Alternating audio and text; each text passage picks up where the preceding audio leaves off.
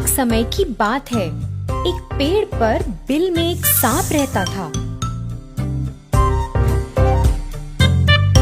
वो मेंढक, बतख और पंछियों को खाता था।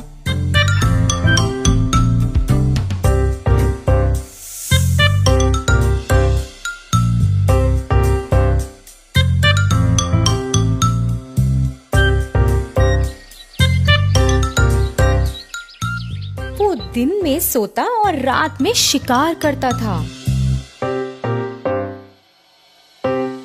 कुछ दिन बाद वो सांप बड़ा हो गया और उस बिल में ना घुस पाया, तो उसने सोचा कि अब वो अपना ठिकाना बदलेगा।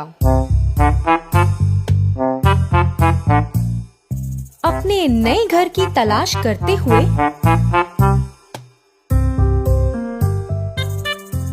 उसे एक बरगद के पेड़ पर एक बड़ा सा बिल दिखा। उस पेड़ के नीचे चींटियों की पहाड़ी थी।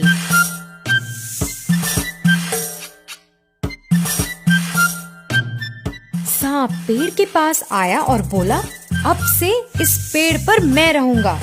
तुम सबको इस जगह से तुरंत जाना पड़ेगा।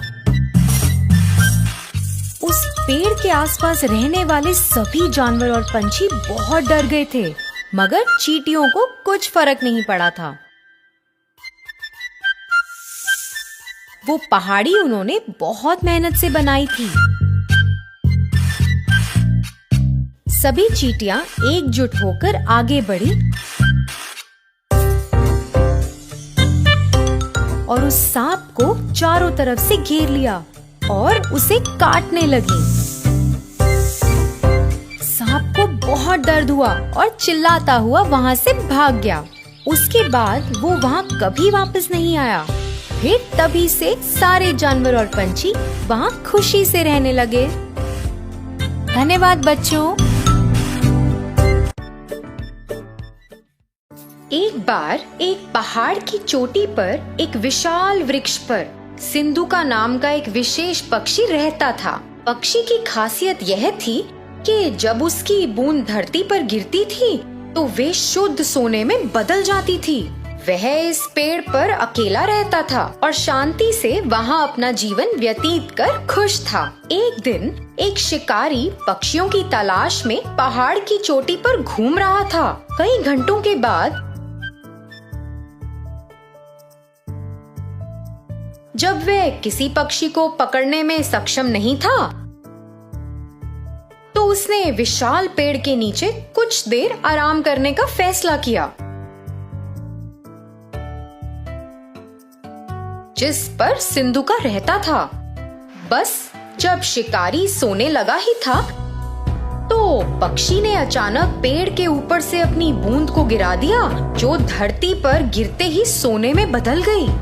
शिकारी के चेहरे के ठीक बगल में सोने का टुकड़ा गिरा और जब उसने देखा तो उसने चिड़िया की ओर देखा।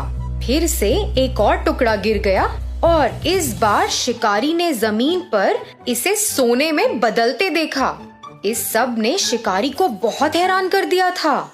शिकारी सोचने लगा, मैं कई वर्षों से पक्षियों को पकड़ रहा हूँ, लेकिन कभी भी ऐसा पक्षी नहीं देखा, या यहाँ तक कि ऐसे पक्षी के बारे में सुना भी नहीं जिनकी बूंद सोने में बदल जाती है। यह निश्चित रूप से एक विशेष पक्षी है जिसे मुझे पकड़ना है। दुख की बात ये थी कि जब शिकारी ने ऐसा सोचा तो सिंधुका को उसके बारे में पता नहीं था। वह अपने पेड़ पर आराम कर रहा था और शिकारी योजना बना रहा था। शिकारी ने पेड़ पर एक जाल बहुत सावधानी से बिछा दिया जब पक्षी ध्यान नहीं दे रहा था और अंत में जाल में फंस गया। जब पक्षी जाल में फंस गया तो शिकारी ने उसे एक पिंजरे में डाल दिया और घर की ओर जाने लगा। उसी समय सिंधुका ने सोचा कि जाल पर ध्यान न देने के लिए वह कितना लापरवाह था और इसी कारण से बेचारा पकड़ा गया।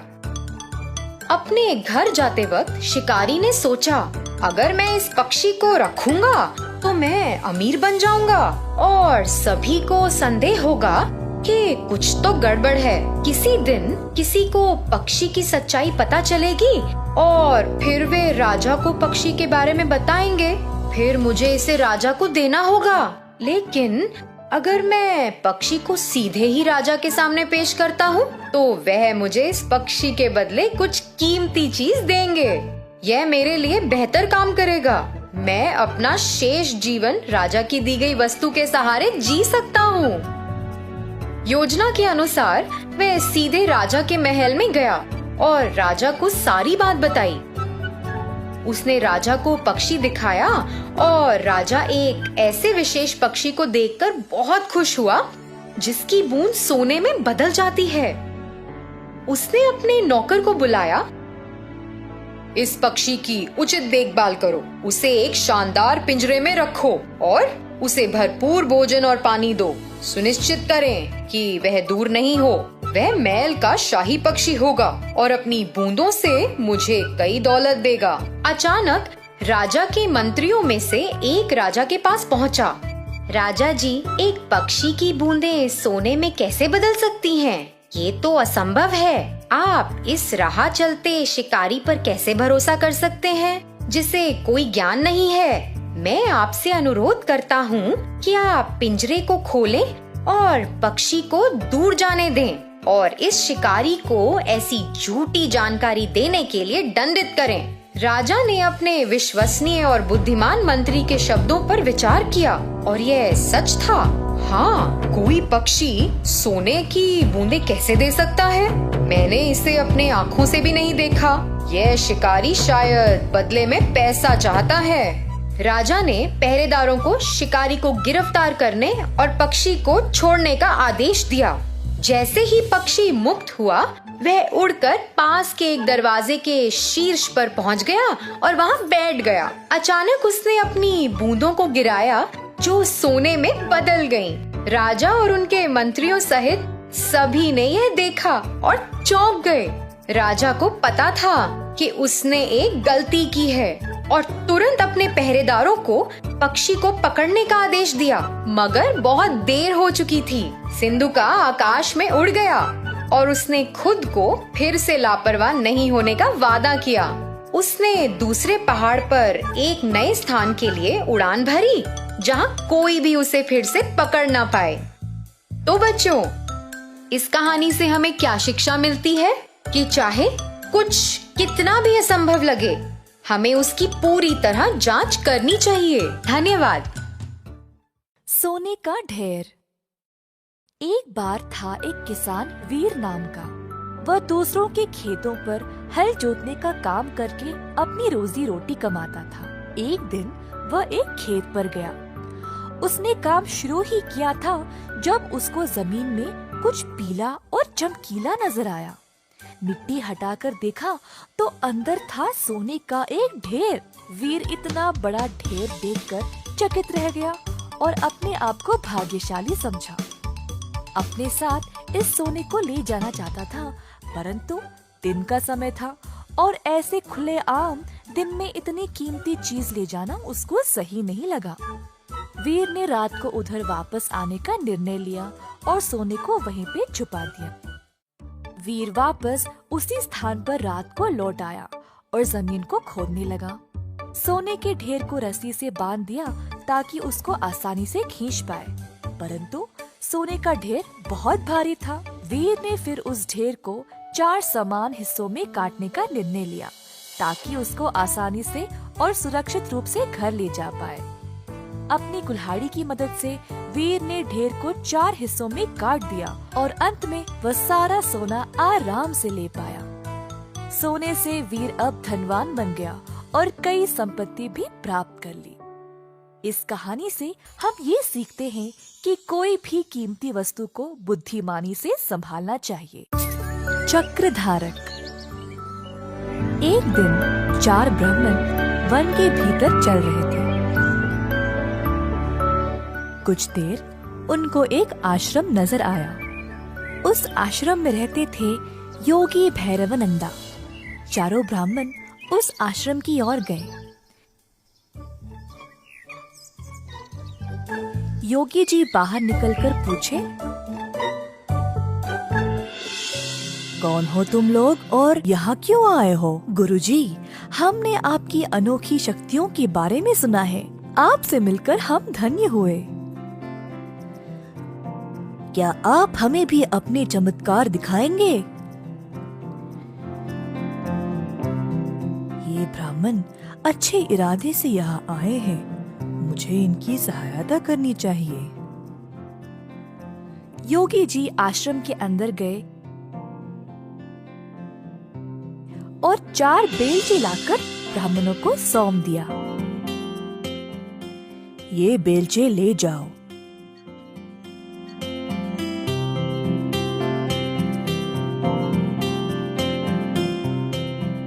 गांव के पास एक छोटा तालाब है और उस तालाब के साथ ही एक अंजीर का पेड़। उस पेड़ के पास जो लाल मिट्टी है उसे खोदो और अपना भाग्य आजमाओ।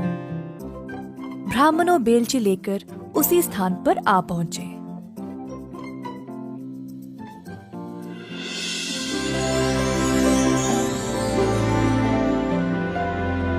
खोदते समय पहले वाले को एक तांबे की चट्टान मिली। ओह ओह, कमाल है, तांबे की चट्टान।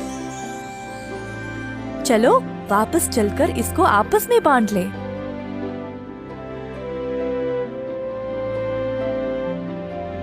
अरे नहीं, हमें सोना चाहिए और जब तक ना मिले खोदते रहेंगे।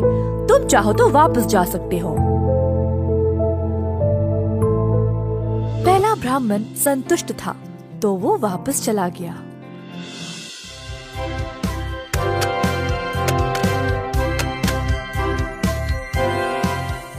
ओह ईश्वर, चांदी! मैं बहुत भाग्यशाली हूँ। चलो इसको आपस में बांट ले। शायद योगी जी इसी खजाने के बारे में बात कर रहे थे।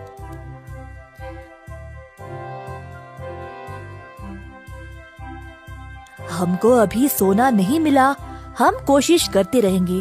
तुम चाहो तो जा सकते हो। दूसरा ब्राह्मण अपनी प्राप्ति से प्रसन्न था और वहाँ से चला गया।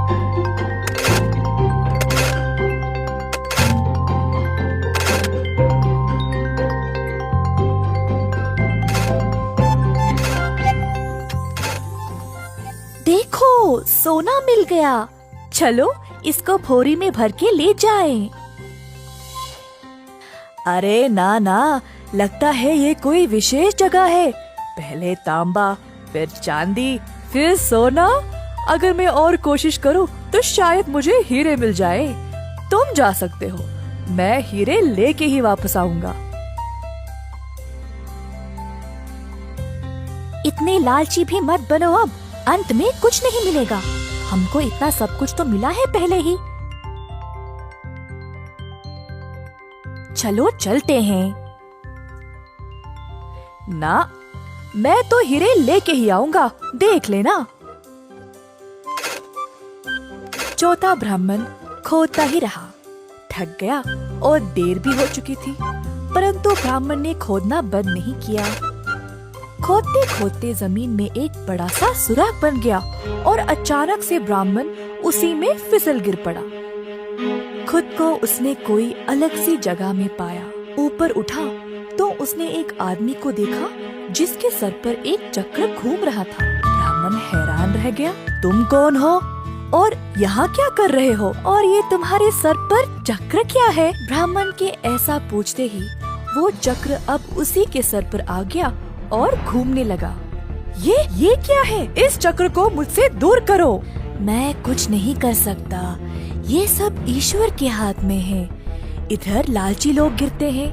अब तुमको इस खजाने की रक्षा करनी पड़ेगी। तुम्हें ना भूख होगी, ना प्यास, और ना ही तुम्हारी उम्र बढ़ेगी। मृत्यु से भी मुक्त रहोगे। पहले ये बताओ, मैं इस चक्र से मुक्त कैसे हो जाऊं? लालची लोग जब ज्यादा खोदने लगते हैं तो वे इधर गिर पड़ते हैं। कोई और तुम्हारी तरह इधर गिरेगा? अरे नहीं, इतनी बड़ी जिम्मेदारी, मैं इस चक्र का भार बर्दाश्त नहीं कर सकता। ये कब से तुम्हारे सिर पर था? नहीं पता। मैं कई वर्ष पहले यहाँ आया था जब महाराज राम का राज चल रहा था। मुझे तांबा, चांदी और सोना भी मिला, परंतु हीरों की लालच में मैं भी फिसल गिर पड़ा। बस मेरे पास बोलने के लिए और कुछ नहीं है।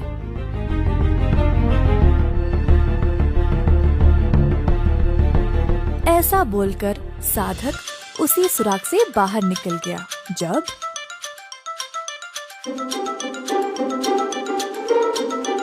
वो तो यही खोद रहा था, पता नहीं कहाँ रह गया।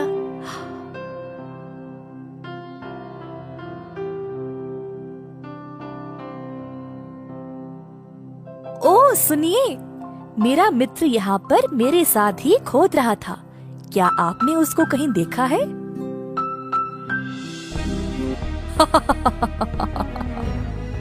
साधक हंसने लगा और तीसरे ब्राह्मण को सारी घटना सुनाई।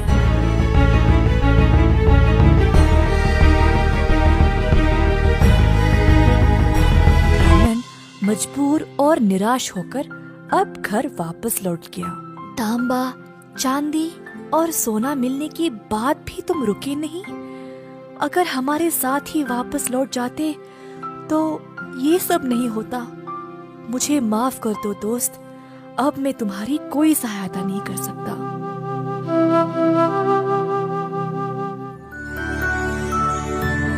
लालची दोस्त।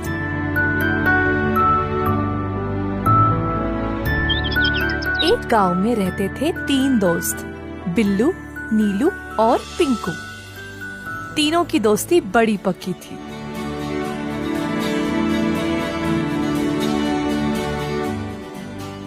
बिल्लू और नीलू बहुत चतुर लड़के थे। कोई भी काम 2-3 बार सोच समझकर करते थे। दूसरी ओर पिंकू थोड़ा लापरवाह था।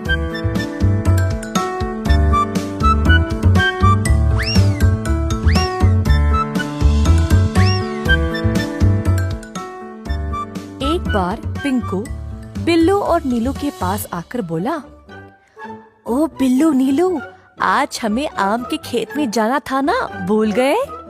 अरे हाँ, मैं तो भूल ही गया, लेकिन उस खेत तक पहुँचने के लिए वन को पार कर जाना है ना।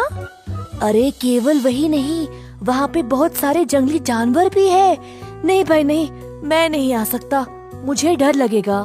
अरे यार, वहाँ कोई जंगली जानवर नहीं है, लोग हर रोज उसी रास्ते से आते जाते हैं। चलो ना, चलते हैं। पिंकू, लेकिन मैंने अपने माँ बापू को नहीं बताया।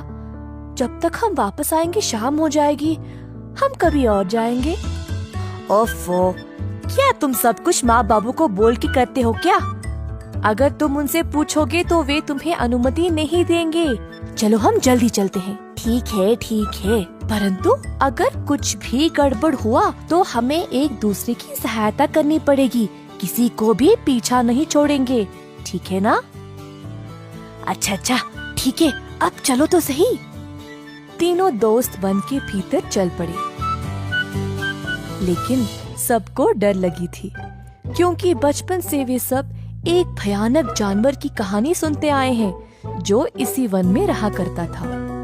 थोड़ा आगे चलते ही अचानक से उनको एक तेज आवाज सुनाई दी। तीनों झट से रुक गए और आसपास देखने लगे कि ये आवाज आई कहाँ से। अचानक से मुड़कर देखा तो उनके पीछे था एक बड़ा सा भालू। तीनों भयभीत होकर वहाँ से भागने लगे और एक पेड़ के पीछे छुप गए। हे भगवान, भालू आ गया, अब क्या करें? बिल्लू, नीलू, इस पेड़ को चढ़ने में मेरी सहायता करो। ऊपर जाने के बाद मैं तुम दोनों को खींच लूंगा। जैसा पिंकू ने कहा वैसे ही बाकी दोनों ने किया। पिंकू, अब तुम अपना हाथ दो। अरे, अपना हाथ क्यों नहीं दे रहे हो? जल्दी, भालू आ रहा है, जल्दी करो। वैसे यहाँ एक ही बैठ सकता है, तुम लोग कहाँ बैठोगे? बिल्लू और नीलू को पिंकू के ऐसा बोलने पर समझ ही नहीं आया। भालू और पास आने लगा। मेरे दोस्त नीलू, अगर हम जमीन पर पड़कर मरने का नाटक करें तो भालू शायद हमें कुछ नहीं करेगा। हाँ बिल्लू, अब यही करेंगे। दोनों लड़के जमीन पर पड़ गए और हिले बिना मरने का नाटक किया। भालू लड़कों के पास आया और उनको सूंघने लगा। दोनों को मरा हुआ समझ के भालू वहाँ से चला गया।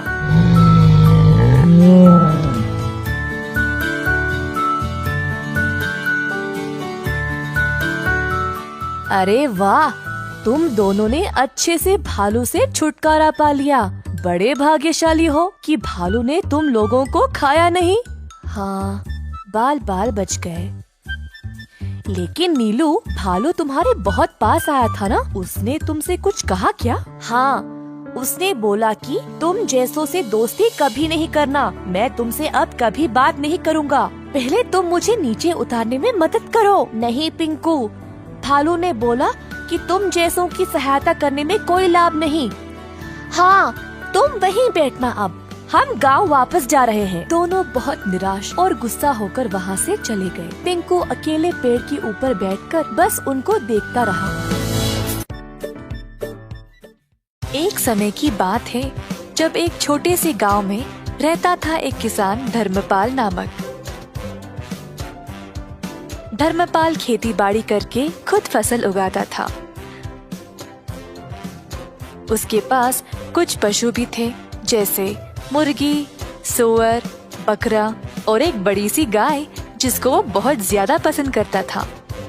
गाय से उसको काफी प्यार था क्योंकि वह हर रोज बहुत सारा दूध देती थी। धर्मपाल की कमाई ज्यादातर गाय के दूध से ही मिलती थी, तो वो चाहता था कि गाय हमेशा स्वस्थ रहे।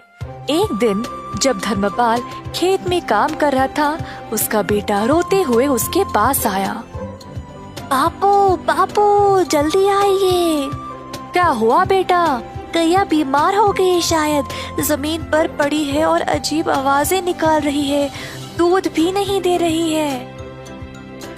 किसान और उसका बेटा तुरंत घर की ओर गए तो देखा कि गैया बहुत कमजोर लग रही थी। जब दूध निकालने की कोशिश की तो दूध भी नहीं निकला। किसान बहुत ही परेशान हो गया। अगर यह दूध नहीं देगी तो मैं क्या करूँगा? बिना दूध के ये तो बेकार है मेरे लिए। हर बार इसके लिए दवाई और देख रेख करने का समय नहीं है मेरे पास। कुछ न कुछ करके इससे छुटकारा ही पाना पड़ेगा। किसान को लगा कि अब गाय ठीक नहीं हो पाएगी, तो उसको खड़ा करके वन की ओर चलाते गया।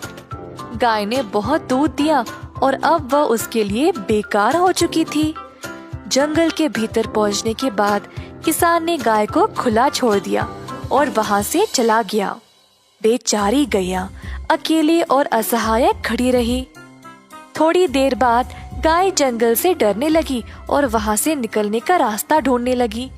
अपनी हिम्मत जुटाकर चलने लगी। बहुत देर बाद आखिरकार वह खुली जगह पर पहुंच गई, पर उसको पता ही नहीं था कि वह कहाँ आ गई। अचानक से उसने एक छोटा सा घर देखा और जल्दी उसकी ओर चलने लगी। घर तक पहुंचते ही वह थकावट से बेहोश गिर पड़ी दरवाजे के पास। यह एक गरीब आदमी मधु का घर था।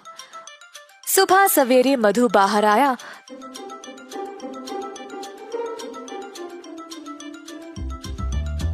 तो उसने गैया को अपने दरवाजे पर देखा।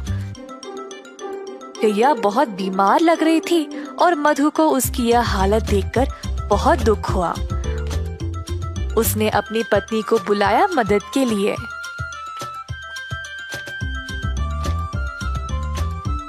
हो सुनती हो, यह बेचारी गैया बहुत बीमार है, इसका ख्याल रखना पड़ेगा। मेरे पास थोड़ा सा घास और चावल है जो यह खा सकती है। मधु ने जो कुछ थोड़ा सा खाना था वो ले आया और गैया के सिर पर गीला कपड़ा रखा। मधु और उसकी पत्नी ने बहुत दिनों तक गैया का ख्याल रखा और धीरे धीरे गैया की हालत बेहतर होने लगी। जल्द गाय अपने आप चलने लगी। मधु गैया से बातें करता था, रोज उसको खिलाते हुए। गैया को भी मधु से बहुत लगाव हो गया। एक दिन जब मधु घर के बाहर सफाई कर रहा था, गैया उसके सामने आ गई। अपना पैर जमीन पर पटका और मजबूती से खड़ी हो गई। पहले मधु को समझ नहीं आया, फिर उसको लगा कि शायद वो दूध देना चाहती है। मधु ने एक मटका लाया और गाय से दूध निकालने लगा। इतना सारा दूध देखकर मधु खुशी से झूम उठा। जल्दी वह अपनी पत्नी को दिखाया, देखो क्या हुआ आज, गौ माता ने दूध दिया है। हम इसको बेचकर अच्छा पैसा कमा सकते हैं। ये तो कमाल हो गया जी, प्रभु ने हमारी प्रार्थना सुन ली। ठीक है, आप जल्दी बाजार जाइए और इसको बेचकर पैसे ले आइए। आज रात हम घर पे दावत करेंगे। तो मधु गया बाजार और दूध बेचकर अच्छा पैसा कमाया।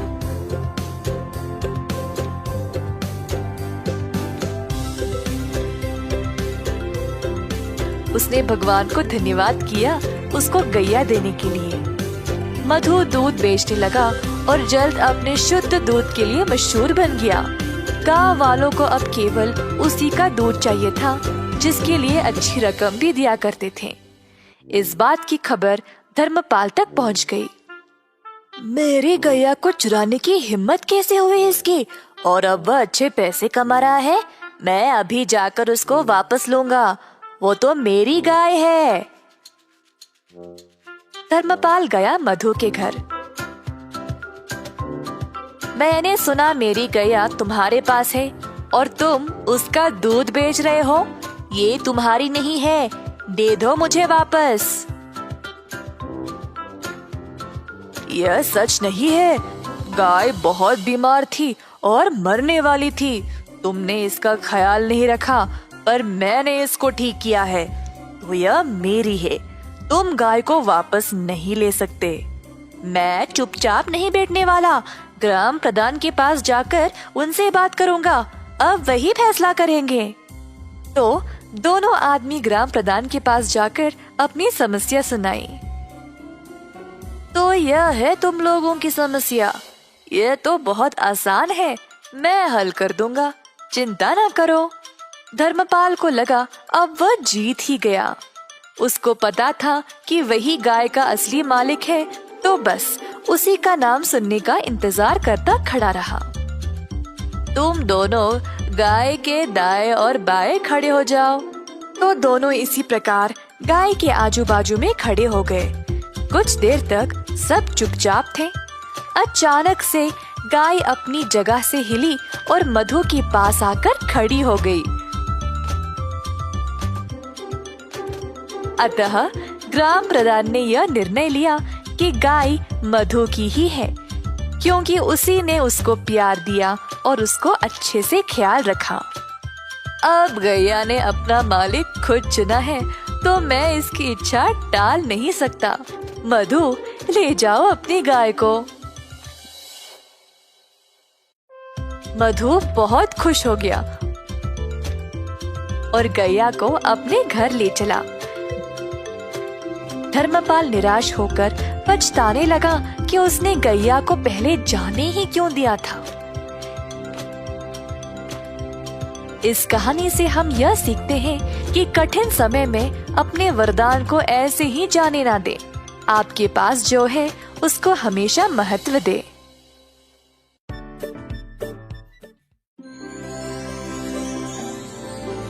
एक बार एक पंडित और उसकी पत्नी गांव में रहते थे।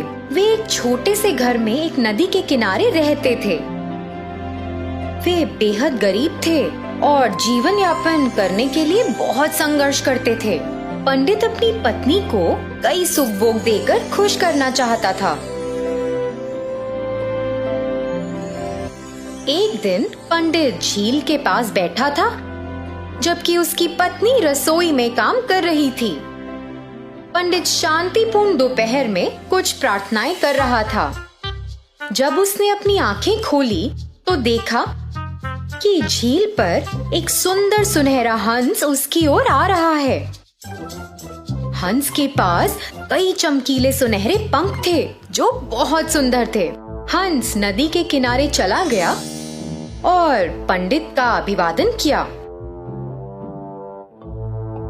हे पंडित, मैंने देखा है कि तुम और तुम्हारी पत्नी बहुत कठिन जीवन जीते हो। मैं आप जैसे अच्छे लोगों की मदद करना चाहता हूँ। तुम बहुत दयालु हो मेरे दोस्त। भगवान ने मेरी प्रार्थना सुन ली। तुम्हारे पंख कितने सुंदर हैं। क्या वे असली सोने से बने हैं? जी, ये असली सोने के हैं। मैं आपको एक एक करके अपने सुनहरे पंख देकर मदद करना चाहता हूँ और आप उन्हें बेच सकते हैं। इसके जरिए जुटाए गए पैसों से आप लोग आसानी से आराम से रह सकते हैं। यह बहुत अद्भुत है। कृपया हमारे नम्र घर में हमारे साथ आएं और रहें। मुझे यकीन है कि मेरी पत्नी तुमसे मिलना बहुत पसंद करेगी। पंडित हंस को घर ले गया और अपनी पत्नी को दिखाया। उसकी पत्नी हैरान थी और अपने जीवन में कुछ सुख भोग पाकर बहुत खुश थी। पत्नी ने तुरंत पूछा, क्या आप हमें अभी एक पंख दे सकते हैं ताकि हम इसे देख सकें और इसे धारण कर सकें? हंस ने एक पंख निकाला और उसे पंडित की पत्नी को दे दिया। फिर उसने उसे कहा कि वह एक बार में एक से अधिक ना ले, क्योंकि यह सही नहीं होगा। हंस पंडित और उसकी पत्नी के साथ रहने लगा। हर दिन उसने उन्हें एक पंख दिया और इस परेशानी के समय में बहुत मदद की। हंस चारों ओर उड़ता और उसे ऐसे देखना तो एक हंसी नजारा था। पंडित और उसकी पत्नी बहुत खुश थे और उन्होंने पैसे के लिए पंख बेचना शुरू कर दिया था। एक सुनहरे पंख ने उन्हें पर्याप्त पैसा दिया। पंडित अक्सर अपनी पत्नी को याद दिलाता था कि वे इस उपहार को पाकर बहुत भाग्यशाली हैं और उन्हें इसका दुरुपयोग कभी नहीं करना चाहिए। कई दिन बीत गए और एक दिन पंडित पंख बेचने के लिए बाजार गया। पत्नी घर में खाना बना रही थी जबकि स्वर्ण हंस कोने में सोया हुआ था। अचानक पंडित की पत्नी को एक विचार आया, यह हंस हमारे साथ कब तक ऐसे रहेगा? हमें तो बस इसके पंखों की जरूरत है, लेकिन इस प्रक्रिया में हमें इसे खिलाना है, स्नान कराना है और इसकी देखभाल भी करनी है। हम इस हंस पर भरोसा नहीं कर सकते। ये तो यहाँ से दूर जा भी सकता है और फिर कभी वापस नहीं आया तो हम फिर से गरीब हो जाएंगे। यदि मैं सभी पंख ले लूं तो क्या बुरा होगा? उसके सोते हुए मैं जल्दी से इसके सारे पंख निकाल लूंगी। हमें अपने जीवन में एक भी दिन काम नहीं करना पड़ेगा। हम पंखों को सुरक्षित रूप से संभाल कर रख सकते हैं और जब मन चाहे इस्तेमाल भी कर सकते हैं। पत्नी धीरे धीरे हंस के पास गई और उसे पकड़ लिया। हंस भयभीत हो गया। पत्नी पंख खींचने की कोशिश करने लगी और हंस खुद को मुक्त करने के लिए संघर्ष करने लगा। मुझे तुम्हारी हालत की परवाह नहीं है। मैं तुम्हारे सभी पंख मिलने तक का इंतजार नहीं कर सकती। अरे तुम ऐसा क्यों कर रही हो, मूर्ख औरत? मैं तुम्हारी और तुम्हारे परिवार की मदद करने की कोशिश कर रहा था। तुम एक लालची महिला हो और तुम जीवन के सुख भोग के लायक नहीं हो, क्योंकि तुम उनका दुरुपयोग करोगी। तुम्हारे पति तो तुम्हारे लिए सबसे अच्छा चाहते थे, लेकिन अब तुम अपना अवसर खो चुकी हो। मेरी इच्छा के अनुसार मैं तुमको स्वर्ण पंख देता रहा। अब मुझे लगता है कि तुम्हारी मदद करने की कोई आवश्यकता नहीं है। अब मेरे पंख तुम्हारे लिए बस एक पक्षी के पंख से ज्यादा कुछ भी नहीं है। मैं इस जगह से जा रहा हूँ और कभी वापस नहीं आऊंगा।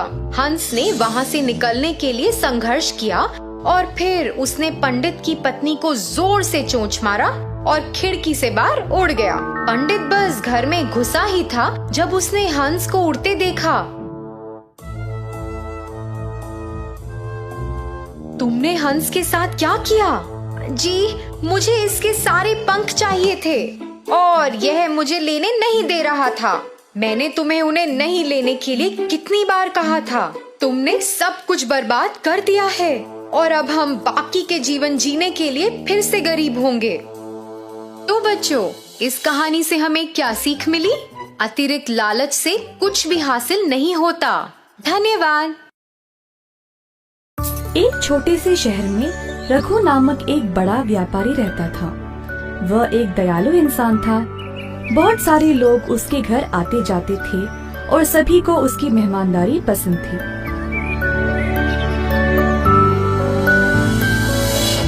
लेकिन एक दिन उसने अपना धन एक व्यापार में लगाया जिसका नुकसान हो गया, जिसकी वजह से रघु ने अपना सारा धन दौलत खो दिया। उस दिन से कोई उसके पास नहीं जाता था। रघु को बहुत अकेला लगने लगा।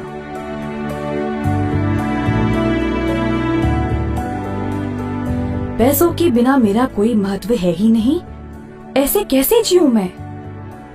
ऐसा सोचते सोचते रघु गहरी नींद में सो गया। उसने तब एक बहुत अच्छा सपना देखा। सपने में एक साधु ने उससे बोला, ओ रघु, तुम बहुत ही अच्छे इंसान हो, मैं तुम्हारी सहायता करूंगा। कल मैं तुम्हारे घर आऊंगा, फिर मेरे सिर को तुम एक लकड़ी से छूना और मैं सोने में बदल जाऊंगा। उस सोने का उपयोग करके अपनी परेशानियों से निकल जाओ।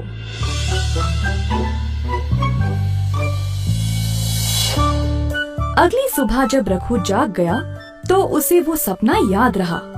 सोच में पड़ गया कि ये सच होगा भी या नहीं। इसी दौरान कोई दरवाजे पर आया। रघु की पत्नी ने दरवाजा खोला और देखा कि नाई आया हुआ है।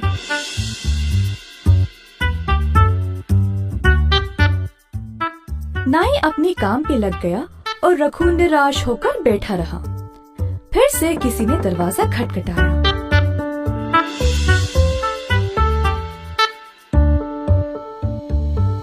इस बार सच में एक साधु बाहर खड़ा था। रघु साधु को देखकर आश्चर्य रह गया।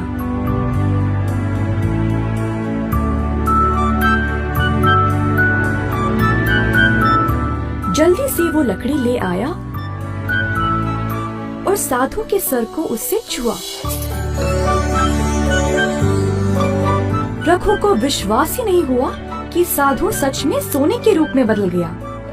नाई भी ये देखकर अचरज रह गया।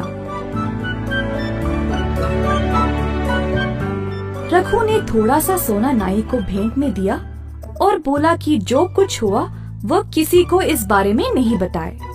नाई इस बात से सहमत होकर वहाँ से खुशी खुशी सोना लेकर चला गया।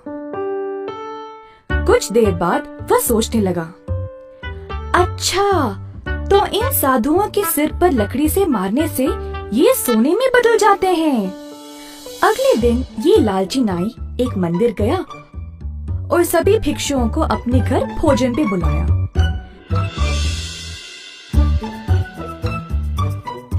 जब साधु उसके घर पहुँचे तो नाई ने सबको एक कमरे में बंद कर दिया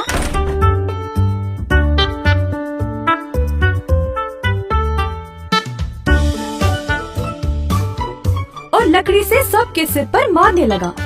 बेचारे भिक्षुओं को बहुत जोर की चोट लगी। जैसे तैसे करके सभी वहाँ से भाग गए और महाराज के पास चले गए नाई की शिकायत करने के लिए। महाराज ने सारी घटना सुनी और तुरंत नाई को महल पर आने का आदेश दिया।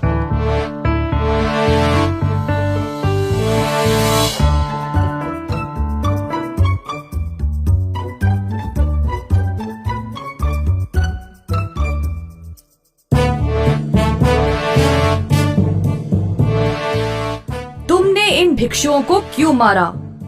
पूछा महाराज ने। जो कुछ नाई ने रघु के घर पर देखा उसने सब कुछ बताया। फिर महाराज ने रघु को भी उधर बुलाया और उससे भी यही सवाल किया। प्रणाम महाराज। जी हाँ, ये सच है कि वो साधु सोने में बदल गया, परंतु मैंने उसके सिर पर मारा नहीं। लगता है इस नाई को पूरी कहानी पता ही नहीं। रघु ने महाराज को सब कुछ बताया और उसके वो सपने के बारे में भी। आखिरकार महाराज को सब समझ आ गया और उस लालची नाई को उसके कर्मों के लिए बंदी बना लिया।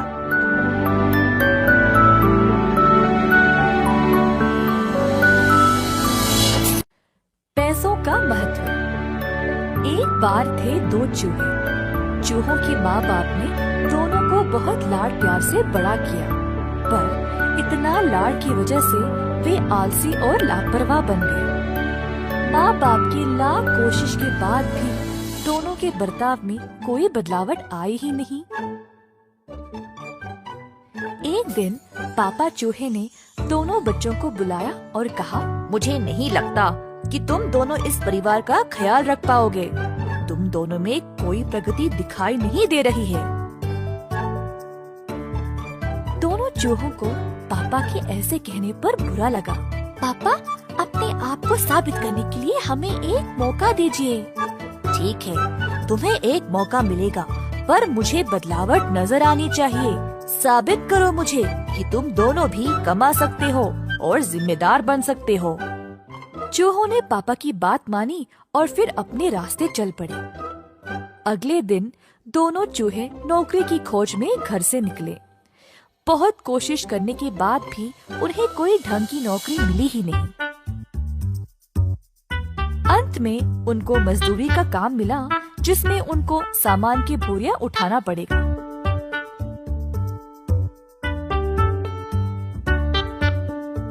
दिन भर मजदूरी करके अपनी पगार लेकर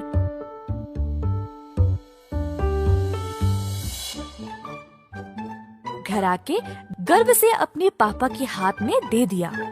पापा चूहा पैसे लिया और घर के पीछे वाले नदी में फेंक दिया। हर रोज चूहे मेहनत से काम करके पैसे लाते थे, पर पापा वही करते थे, पैसों को नदी में फेंकने का काम। एक दिन चूहों का सब्र टूट गया और पापा से पूछे, पापा, हम इतने मेहनत से कमाते हैं और आप हर रोज पैसों को नदी में फेंकते हो। हाँ, आप ऐसे क्यों करते हो? मुझे पता है कैसा लगता है जब हर रोज की मेहनत की कमाई ऐसे रद्दी होती है। अगर तुम दोनों सबसे पहले पैसों का महत्व जानोगे, तब ही खुद पे खुद जिम्मेदार बन जाओगे। दोनों चूहों ने उस दिन अपना सबक सीखा। जो भी काम हो उसको ध्यान से और सोच समझकर करना चाहिए। उस दिन से चूहों ने अपने परिवार का ध्यान रखा और सबको खुश रखने की कोशिश की। एक व्यापारी का था एक जिद्दी और अधार्मिक बेटा बिल्लू।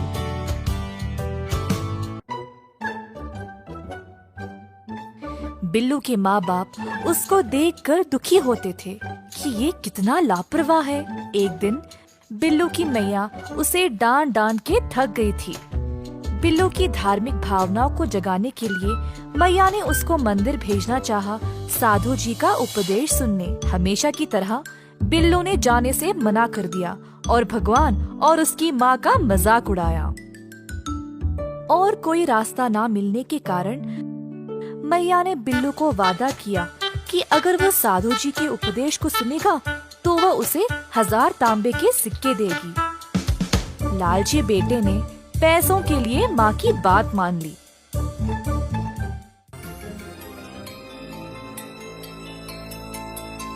प्रवचन के दौरान बिल्लू मंदिर में बैठा रहा। वह प्रवचन के खत्म होने का इंतजार कर नहीं पाया ताकि वह घर जाकर 1000 तांबे के सिक्के ले ले। साधु जी की शिक्षा सुनने के बजाय बिल्लू आराम से सो गया। अगली सुबह बिल्लू घर वापस आया और अपनी मैया से वो 1000 सिक्के ले लिए। उसने अपनी माँ को बोला कि वह व्यापार करने अब विदेश जाएगा। मैया ने उससे ना जाने की भीख मांगी, परंतु बिल्लू ने कुछ नहीं सुना। उस रात बिल्लू ने अपना सामान बांधा और जल यात्रा के लिए निकल पड़ा। वह बंदरगाह गया और एक नाव पर सवार हो गया जो विदेश के लिए निकल रही थी। बिल्लू अपने 1000 सिक्कों के साथ दुनिया देखने के लिए उत्सुक था। वह समुद्र की हवाओं में लंबी सांसें ले ही रहा था जब अचानक बिजलियां चमकने लगी। थोड़ी देर में हल्की हवाएं तेज तूफान में बदल गई। लोग इधर से उधर भाग रहे थे। नाव उलट पुलट हो रही थी और नाव का कप्तान सब कुछ काबू में रखने की कोशिश कर रहा था। बिल्लू डर से कांपने लगा क्योंकि वह कभी भी घर से इतना दूर नहीं रहा। अपनी जान के लिए वह रोने लगा।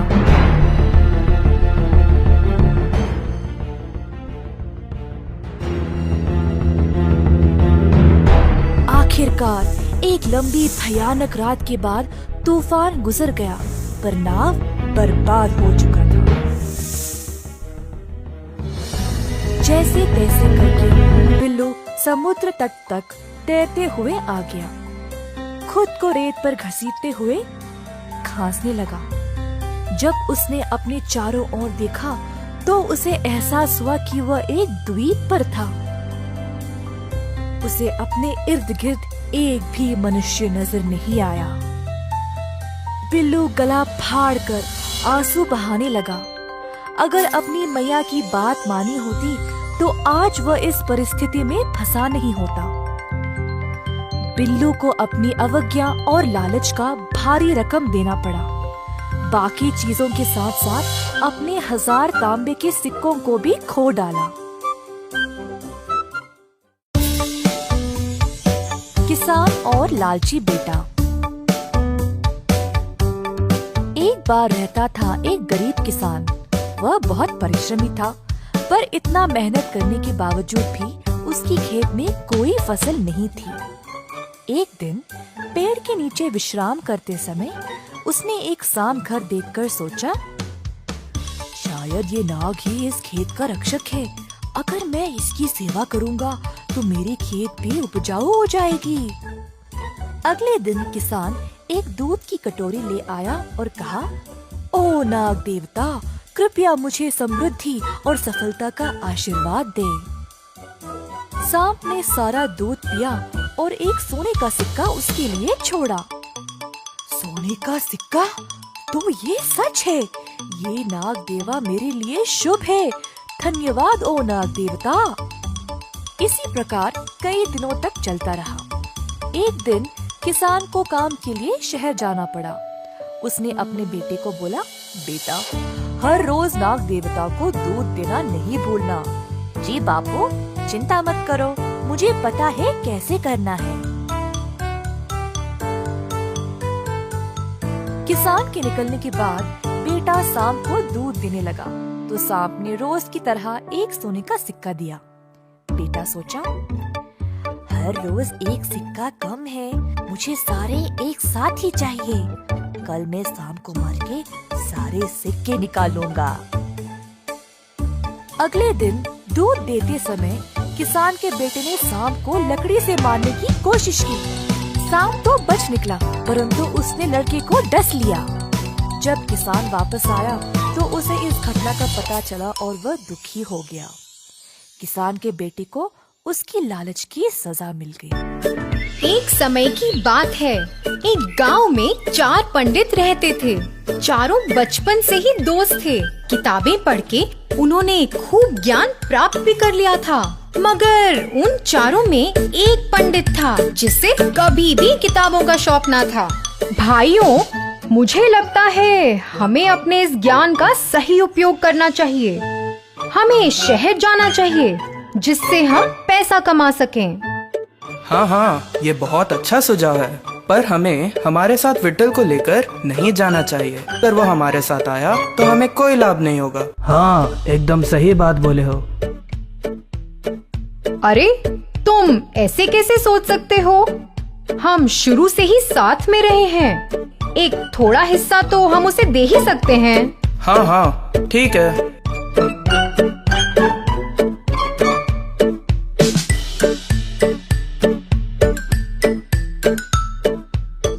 चारों पंडित शहर की ओर चल पड़े। चारों चल ही रहे थे कि एक मक्खी दूसरे पंडित के आसपास मंडरा रही थी। पंडित उससे बहुत तंग हो रहा था।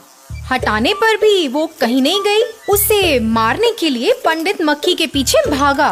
अरे, तुम उसके पीछे क्यों भाग रहे हो? हम वैसे भी इतना बोझ उठाकर चल ही रहे हैं। क्यों ना मैं इस मक्खी को एक गधे में बदल दूं?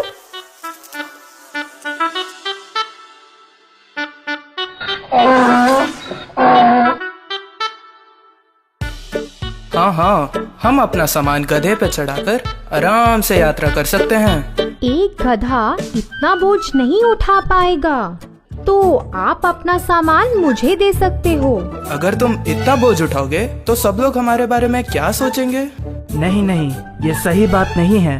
तुम्हें हमारे साथ लाने का हमारा सुझाव था, तो जैसा हम बोलेंगे तुम्हें मानना पड़ेगा। इस गधे को मैं एक बलवान जानवर में तब्दील कर दूंगा, एक बाघ में। क्या एक बाघ में तब्दील करोगे? नहीं नहीं, ये सही नहीं है। एक बाघ तो हमारे लिए एक बहुत बड़ी मुसीबत बन जाएगा। तुम मूर्ख हो, तुम्हें क्या पता? हम जैसा बोलेंगे भाग वैसा ही करेगा। तुम बीच में मत पड़ो। तुम विट्ठल की मत सुनो, उसे इस बारे में कोई ज्ञान नहीं है।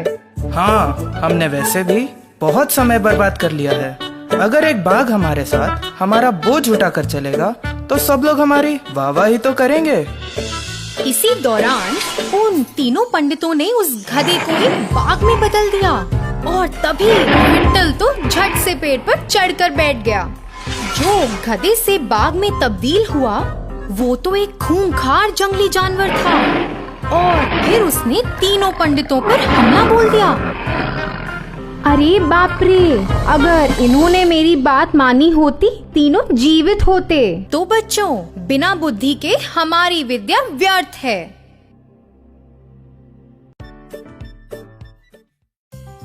एक जमाने में एक शहर में रहते थे एक डॉक्टर। वे एक अति उत्तम और दयालु डॉक्टर थे और अपने काम में भी बहुत अच्छे थे। सारे गांव वाले उन्हें बहुत पसंद करते थे और लोगों की मदद करने के लिए हर कोई उन्हें बहुत सम्मान भी करता था। एक बार देर रात को बाहर बहुत तेज बारिश हो रही थी और डॉक्टर के दरवाजे पर किसी ने दस्तक दी। जब डॉक्टर ने दरवाजा खोला, उन्होंने देखा एक आदमी पूरी तरह भीगा हुआ था और कांप रहा था। श्रीमान, आप कौन हैं? इतनी बारिश में बाहर क्या कर रहे हैं?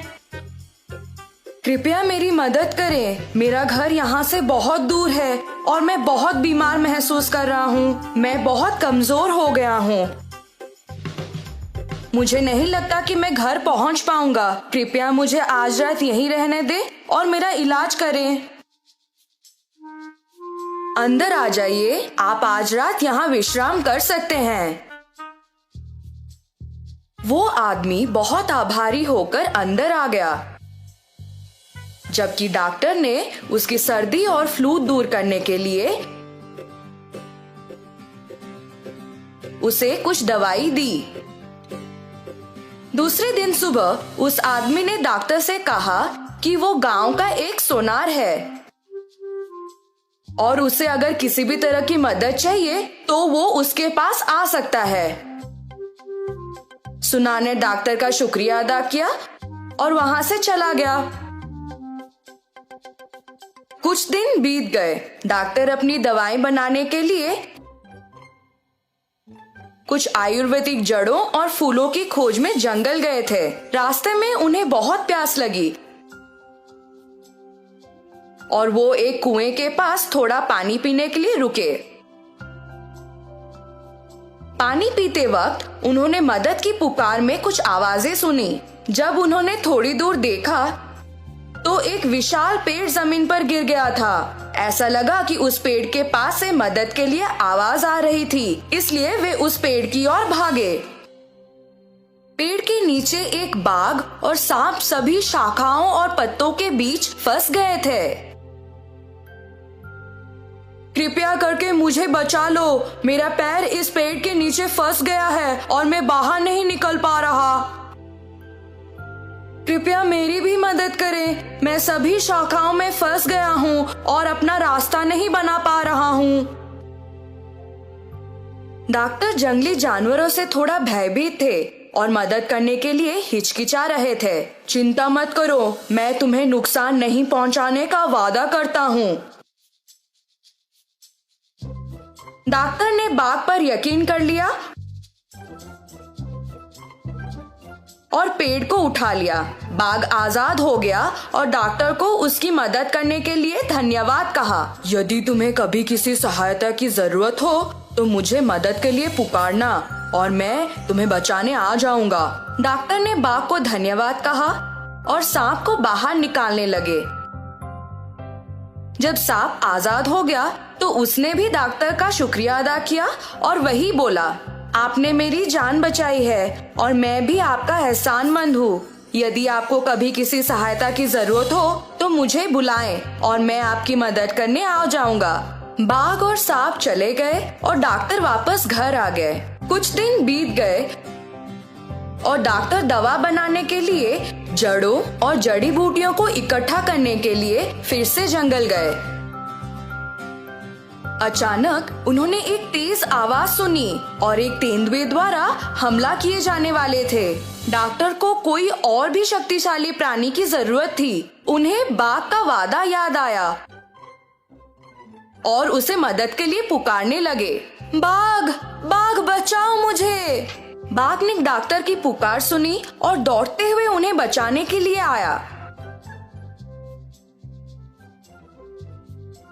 उसने तेंदुए को डराकर वहां से भगा दिया। बाघ ने डॉक्टर को उसकी गुफा में आने का न्योता दिया और कहा कि उसे बहुत खुशी हुई कि उन्होंने उसे मदद के लिए पुकारा।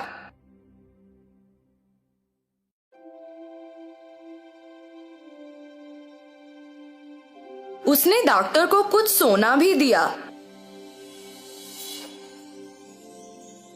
जो उसे जंगल में मिला था और उसके साथ व्यापार करने के लिए कहा।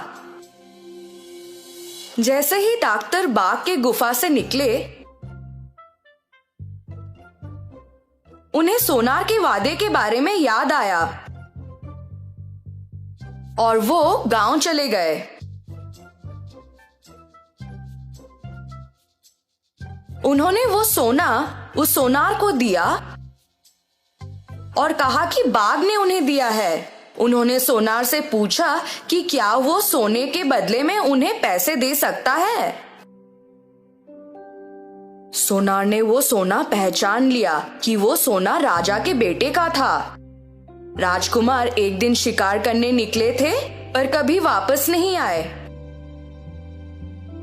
सोनार को तब राजा की घोषणा याद आई, जो भी राजकुमार या सोना को खोज पाएगा या वापस ले आएगा उसे खजाने से पुरस्कृत किया जाएगा। सोनार ने डॉक्टर को इंतजार करने को कहा, ये बोलकर कि वो सोने का गुण परखना चाहता है। उसी दौरान वो दुष्ट सोनार अपने घर के पीछे वाले रास्ते से निकल गया और राजा के पास गया उन्हें वो सोना दिखाने के लिए। उसने राजा को बोला कि एक आदमी के पास ये सोना था और शायद उसी ने राजकुमार को मारा होगा। राजा को बहुत गुस्सा आ गया और उन्होंने तुरंत डॉक्टर को सजा दी। जैसे ही डॉक्टर को जेल में डाला गया, वे चिल्लाने लगे, मुझसे कोई भूल नहीं हुई है। वो सोना मुझे मेरे दोस्त बाघ ने दिया था। सोना झूठ बोल रहा है। कृपया मुझे यहाँ से जाने दो। जब डॉक्टर जेल में कैद थे, तब एक चूहा उनके पास आया और उनसे बोलने लगा, मैं तुम्हारी मदद करना चाहता हूँ पर मैं ज्यादा कुछ नहीं कर सकता। किसी ऐसे को पुकारो जो वाकई में तुम्हारी मदद कर सके। शायद वे आ जाएं। डॉक्टर को तब सांप के बारे में याद आया और वे उसको पुकारने लगे, ओ सांप कृपया आकर मेरी मदद करो।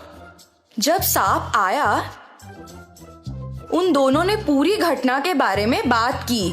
तब सांप को एक विचार आया कि वो रानी को डस लेगा। क्योंकि मैं एक अपूर्व और जहरीला सांप हूँ, इसलिए कोई अन्य डॉक्टर मेरे काटने का इलाज नहीं कर सकता है। मैं जाकर रानी को काट लेता हूँ। उसके बाद आप उनकी सहायता करने का प्रस्ताव दें। ये बोलकर कि एक डॉक्टर के रूप में आपके पास अच्छे कौशल हैं। आप राजा के रक्षक तक पहुँच सकते हैं और कह सकते हैं कि आप रानी को बचा सकते हैं। योजना को अच्छी तरह से निष्पादित किया गया।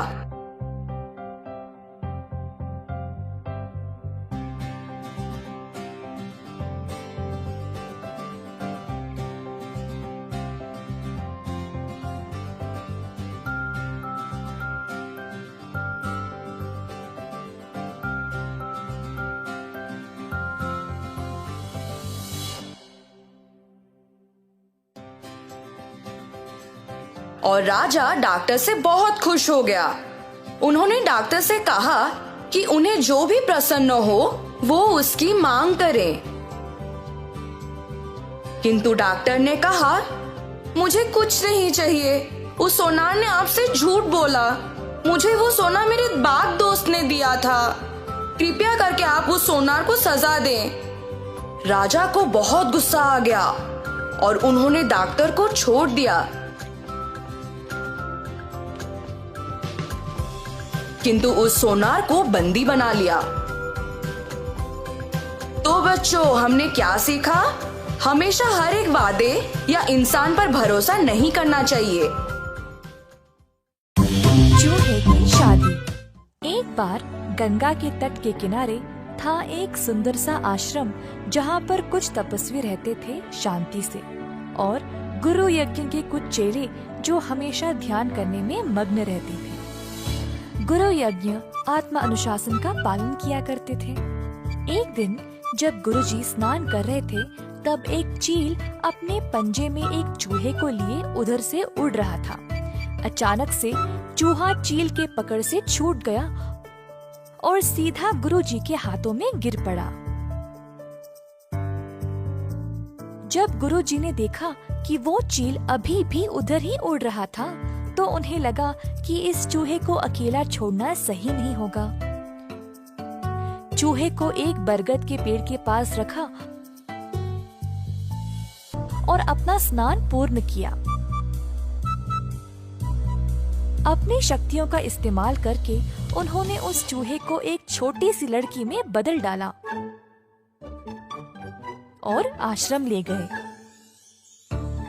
उन्होंने अपनी धर्मपत्नी से कहा, मेरी प्रिय, इस बच्ची को एक प्रदान मानकर स्वीकार करो, क्योंकि हमारे पास खुद की संतान नहीं है।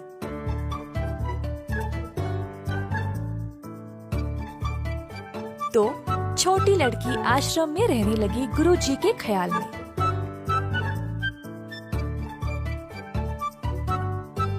उसने बहुत ज्ञान पाया और दुनिया के बारे में भी बहुत कुछ सीखा। दोनों गुरुजी और उनकी पत्नी को अपनी अनोखी पुत्री पर गर्व था। एक दिन गुरुजी ने ध्यान दिया कि अब उनकी बेटी विवाह के लायक हो चुकी थी। अब क्योंकि वह खुद अनोखी थी, उनको लगा कि उसके लिए कोई अनोखा सहभागी चुनना चाहिए। अगली सुबह अपनी शक्तियों का उपयोग करके गुरुजी ने सूर्य भगवान को बुलाया और कहा, कृपया मेरी पुत्री से विवाह करें। अगर इसकी मर्जी है तो मेरी इच्छा है कि आप इसकी सहभागी बने। परंतु बेटी ने बोला, पिताजी, सूर्य भगवान तो पूरी दुनिया को रोशन करते हैं, पर वे बर्दाश्त के बाहर गर्म हैं और आग जैसे हैं। मुझे इनसे विवाह नहीं करनी। कृपया आप कोई और ढूंढे। गुरुजी सोचने लगे, सूर्य भगवान से भी अच्छे कौन है? सूर्य भगवान ने सलाह दी, गुरुजी, आप बादल राजा से बात कर सकते हैं। वह मुझसे भी महान है, क्योंकि वह मुझे और मेरी रोशनी को छुपा सकते हैं।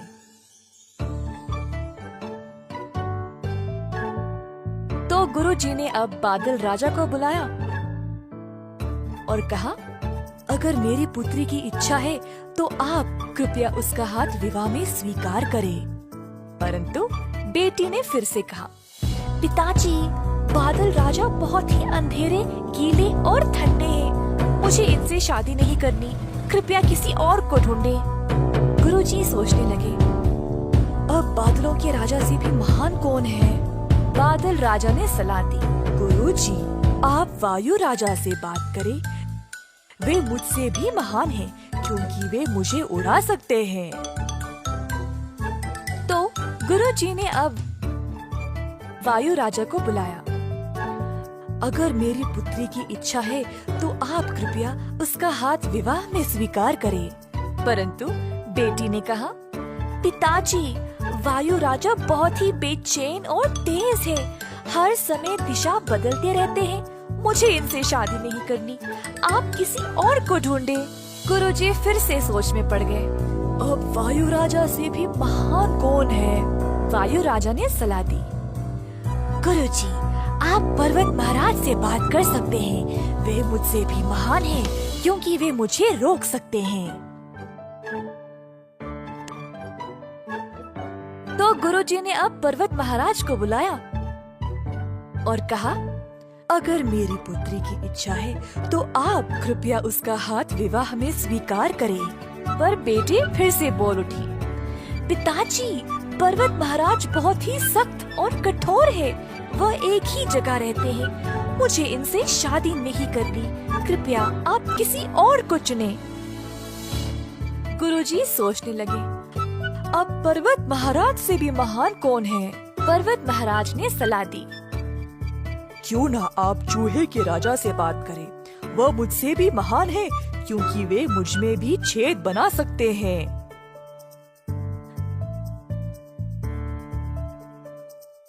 तो अब गुरुजी ने चूहा राजा को बुलाया और कहा,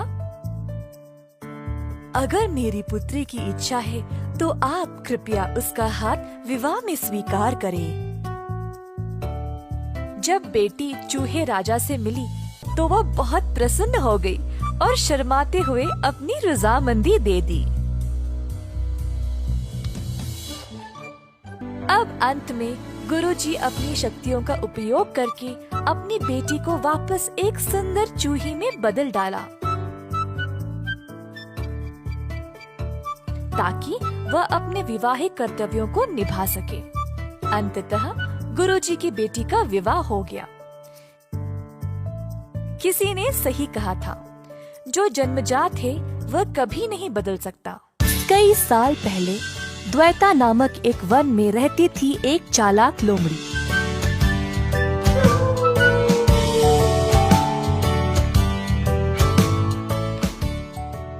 एक दिन तेज भूख के कारण लोमड़ी पूरे वन में खाना के लिए ढूंढ रही थी।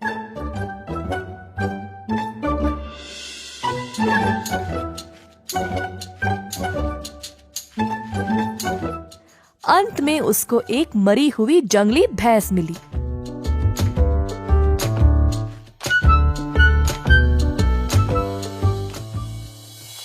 अरे वाह, आज तो बड़ा अच्छा ही दिन है।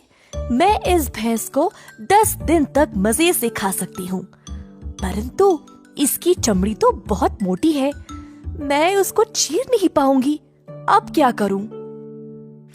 उसी समय उस रास्ते से एक शेर गुजर रहा था।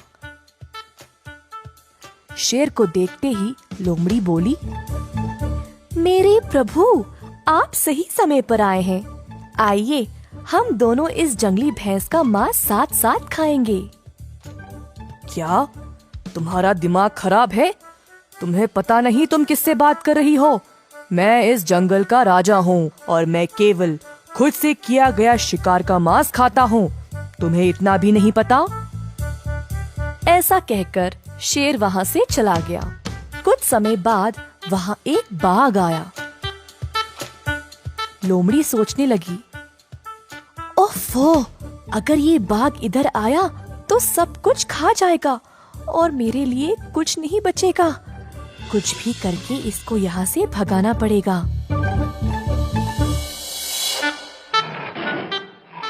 हो लोमड़ी, हट जाओ यहाँ से। मुझे पता चला कि इधर एक जंगली भैंस है। चलो अब यहाँ से जाओ, ये भैंस अब मेरा है। जी, जैसा आप कहें। आपने सही सुना, परंतु इस भैंस को शेर जी ने मारा है और मुझे यहाँ रखवाली के लिए ठहरने को बोला। वे किसी भी समय वापस आते होंगे, तो मैं यहाँ से चली जाऊं? क्या ये भैंस शेर जी का शिकार है? उनका शिकार खाने से बेहतर है मैं भूखा ही रहूं। ऐसा कहकर बाघ भी वहाँ से चला गया। कुछ देर बाद वहाँ एक चीता आया। लोमड़ी जी, क्या आपने इस भैंस को मारा है? मुझे बहुत भूख लगी है मेरे दोस्त, थोड़ा मांस मैं भी खा लूं। मैं तुम्हारी भूख समझ सकती हूँ दोस्त, परंतु ये भैंस शेर जी का शिकार है और मैं यहाँ केवल एक रखवाली हूँ। वह किसी भी समय वापस आते होंगे। एक काम करती हूँ, तुम मांस खाना शुरू करो। शेर जी जब पास आएंगे तब मैं जोर से चिल्लाऊंगी, तुम उसी समय भाग जाना। धन्यवाद मेरी दोस्त, इस जंगल में तुम जैसों की हमें बहुत आवश्यकता है। चीता भैंस की चमड़ी को चीरने लगा। उसी समय लोमड़ी चिल्लाने लगी, भागो मेरे दोस्त भागो, शेर आ रहा है। ये सुनकर चीता वहां से तुरंत भाग गया। अब आराम से लोमड़ी ने पेट भर के अकेले अकेले मांस के मजे लिए।